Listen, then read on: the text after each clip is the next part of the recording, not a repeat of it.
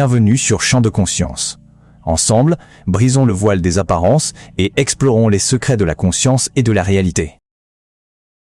Et si on était bien plus qu'un simple corps de chair et de sang?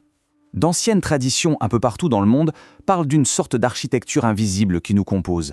Alors aujourd'hui, on va plonger ensemble au cœur de cette vision fascinante, la constitution septuple de l'être humain. C'est la grande question, n'est-ce pas? Qui sommes-nous, vraiment? Une fois qu'on met de côté la biologie, tout cet assemblage hyper complexe de cellules, est-ce qu'il y a autre chose, une autre réalité à découvrir?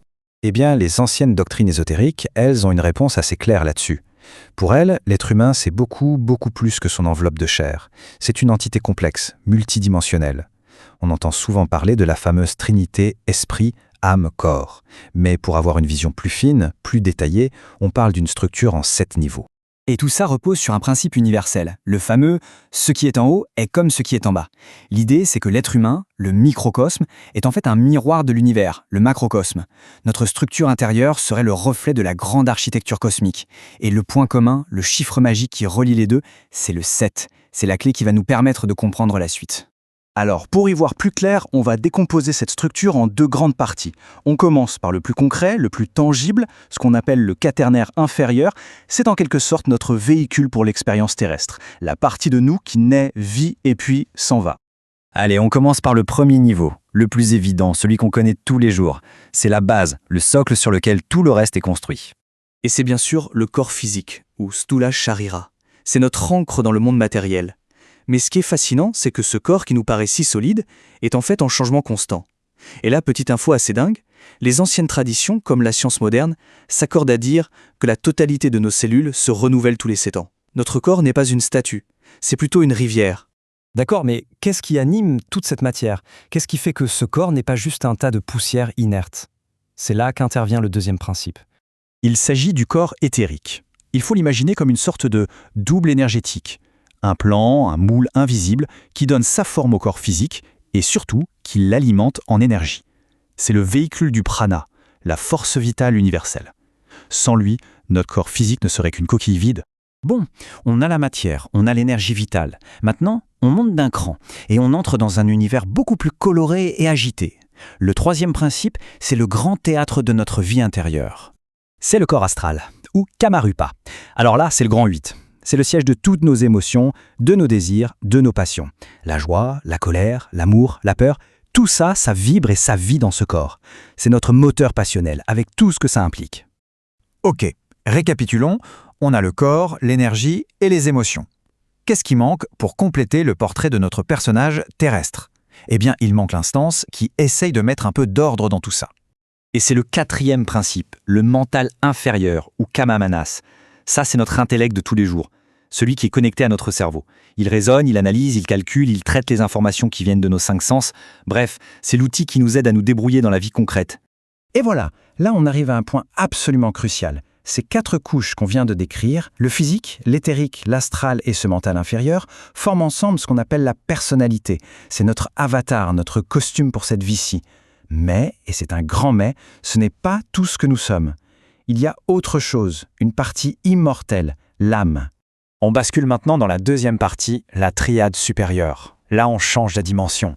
On va parler de notre essence immortelle, de notre vrai soi, la partie de nous qui continue le voyage bien au-delà d'une seule existence. Mais alors comment le temporaire et l'éternel peuvent-ils bien communiquer? Il faut une passerelle, un pont. Et c'est précisément le rôle du 5e principe. Voici le mental supérieur, ou manas. Ce n'est plus le petit mental qui calcule, c'est l'âme humaine, l'ego qui se réincarne. C'est le siège de la pensée abstraite, de la conscience qui peut dire « je suis ». C'est lui qui engrange la sagesse d'une vie à l'autre. Si ce mental supérieur, c'est le penseur, celui qui apprend, il y a un niveau de conscience encore plus élevé. Avec le 6e principe, on ne pense plus, on sait. On passe à la connaissance directe. C'est l'âme spirituelle, ou Bouddhi. Ici, on ne raisonne plus. On est dans la pure intuition, la sagesse instantanée. C'est la source de l'amour inconditionnel, cette capacité à voir l'unité qui se cache derrière toute chose. C'est le véhicule direct de l'esprit. Et nous voilà arrivés tout en haut, au sommet de notre être, au cœur même de notre conscience. Le 7e et dernier principe, c'est notre connexion ultime à la source de tout ce qui est. L'esprit Atma. L'étincelle divine en nous. En fait, ce n'est même plus notre principe, c'est une particule de l'esprit universel, de l'absolu, qui réside en nous. C'est l'essence même de l'être, notre unité fondamentale avec le tout. D'accord, cette couche, c'est bien beau, mais comment tout ça fonctionne ensemble? Comment ça communique? Pour ça, il faut jeter un œil à la salle des machines de notre constitution. Et au cœur de cette salle des machines, on trouve les fameux chakras. On peut les voir comme des carrefours énergétiques, des vortex qui font le pont entre tous nos niveaux de conscience. Pour simplifier, on peut les classer en 3 groupes. Le groupe physiologique, qui gère nos fonctions de base, le groupe personnel, pour nos émotions et notre ego, et le groupe spirituel, qui est notre porte d'entrée vers le soi supérieur. Et pour ajouter une dernière touche de couleur, cette vision nous dit que chacun d'entre nous est imprégné par une énergie cosmique principale qu'on appelle un rayon. C'est un peu comme notre saveur fondamentale, une couleur unique qui teinte notre âme et explique la diversité incroyable des tempéraments et des talents humains. Bon, maintenant qu'on a toutes les pièces du puzzle, si on prend un peu de recul, qu'est-ce qu'on voit? Une image assez magnifique se dessine, celle de l'être humain comme un pont vivant entre 2 mondes. Au final, c'est ça, l'être humain est ce lien incroyable entre l'esprit et la matière. On pourrait se voir comme un instrument à 7 cordes, parfaitement conçu. Et notre but, en quelque sorte, c'est d'apprendre à jouer de cet instrument, pour vibrer en harmonie avec la grande symphonie de l'univers.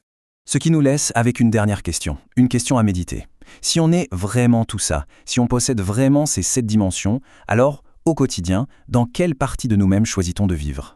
Est-ce qu'on reste dans les désirs changeants du corps astral, dans la logique pure du mental inférieur? Ou est-ce qu'on aspire à se connecter un peu plus souvent à la sagesse de notre âme? La question reste ouverte. On plonge dans une perspective vraiment fascinante, tirée de textes ésotériques. C'est l'idée d'un Christ intérieur. Est-ce que ça pourrait nous révéler sur le code secret de notre propre corps? Alors, pour commencer, une question puissante tirée des textes qui inspirent cette analyse, ne savez-vous pas que Jésus-Christ est en vous? C'est une invitation en fait à chercher les réponses, non pas à l'extérieur, mais bien à l'intérieur. Imaginez un instant, et si la plus grande histoire jamais racontée était en réalité aussi une carte de notre propre anatomie spirituelle. C'est la question audacieuse que ces textes nous proposent d'explorer ensemble. Cette exploration, elle nous amène à une idée centrale, derrière l'histoire que l'on connaît tous, il se cacherait un second récit. Un récit intérieur, personnel. Selon ces sources, le récit biblique ne serait pas seulement une histoire littérale, non. Ce serait une allégorie, une métaphore d'un événement alchimique puissant qui se déroule à l'intérieur même de notre corps. Pour déchiffrer cette carte intérieure, il faut d'abord comprendre le territoire. Et ce territoire, c'est l'univers de notre corps et plus spécifiquement ses centres d'énergie qu'on appelle les chakras. Alors, un chakra, qu'est-ce que c'est? Le mot vient du sanskrit et il signifie roue. Les textes les décrivent comme 7 grands centres d'énergie, des sortes de roues alignées le long de notre colonne vertébrale. Ce sont eux qui connecteraient notre corps physique à notre âme et à notre esprit. Et voici donc la carte de ces 7 centres principaux. Ça part du chakra racine, tout en bas à la base de notre colonne, et ça monte jusqu'au chakra couronne, tout en haut du crâne, qui est relié à la glande pinéale. Chaque point est une jonction énergétique absolument cruciale. Ces sources ne mettent pas tous les chakras dans le même panier. On a d'abord les inférieurs qui sont décrits comme plus physiologiques, connectés à la terre et au soleil. Le groupe du milieu, lui, est lié à notre personnalité. Mais, et c'est là que ça devient vraiment intéressant pour notre histoire, ce sont les chakras supérieurs, les 6e et 7e. Ils sont considérés comme spirituels et ils s'activeraient avec notre progression intérieure. Ils sont au cœur de tout ça. Ce qui nous amène maintenant à l'élément central de cette allégorie, la fameuse huile sacrée ou l'huile christique. Les textes décrivent une huile psychophysique qui serait libérée par le cerveau une fois par mois. Et ce qui est fascinant, c'est que sa libération serait synchronisée avec le cycle de la Lune, et plus précisément quand la Lune traverse le signe du zodiaque de naissance de la personne. Et cette production se ferait au sein de ce que les sources appellent la Sainte Trinité du cerveau. On a la glande pituitaire, vue comme l'élément féminin ou Marie, et la glande pinéale, l'élément masculin ou Joseph, qui se rencontre dans le thalamus, la chambre nuptiale. Maintenant qu'on a l'huile, suivons son parcours.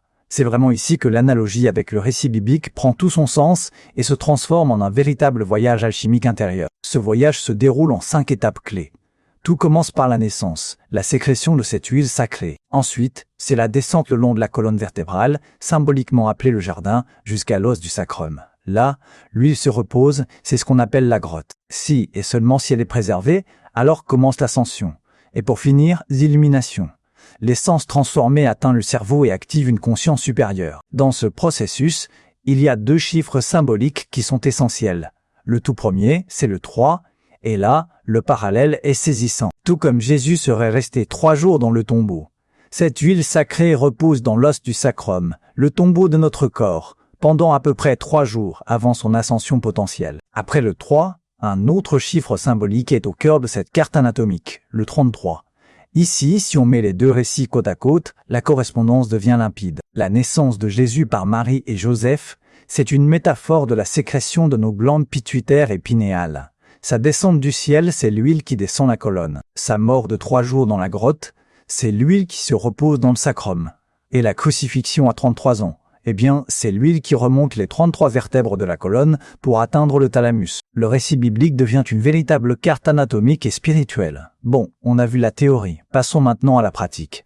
Comment est-ce qu'on active ce processus? C'est ce que les textes appellent le grand œuvre spirituel. La question devient donc très concrète. Comment cette huile sacrée est-elle préservée et élevée? Les sources sont très claires sur les méthodes. Elles parlent de conserver son énergie vitale, notamment les fluides sexuels, de maintenir une vibration élevée par des pensées et des émotions positives. L'alimentation joue aussi un rôle crucial avec une préférence pour un régime alcalin et en évitant les aliments acides et l'alcool. Et bien sûr, la méditation est citée comme une pratique clé pour soutenir tout ce processus. Le point crucial ici, c'est que cette conservation d'énergie n'est pas une simple rétention. Elle est censée activer ce que les textes nomment l'énergie Kundalini, souvent symbolisée par un serpent. C'est cette énergie qui viendrait transformer l'huile en un état beaucoup plus subtil, presque gazeux, ce qui lui permettrait de remonter la colonne vertébrale. Mais tout ça, c'est pourquoi. Quel est le but ultime de ce voyage intérieur? C'est tout simplement de devenir un avec le divin. Le point culminant de ce processus est appelé la triade spirituelle. C'est un état d'unité où le Christ humain, c'est-à-dire l'individu purifié par ce processus, et le Christ Dieu, le potentiel divin qui est en nous, fusionnent. Cette union permettrait alors de ne faire qu'un avec la source, le Père. Ce qui nous laisse avec une question assez vertigineuse posée par ces textes, notre propre biologie est-elle, en fin de compte, la clé ultime pour déverrouiller notre divinité? Merci d'avoir suivi cette analyse. Merci d'avoir exploré l'invisible avec nous. Si ce voyage au cœur du champ de conscience vous a inspiré, abonnez-vous et partagez vos réflexions en commentaire. N'oubliez pas, vous êtes les co-créateurs de votre réalité. À très vite pour une nouvelle exploration du champ de conscience.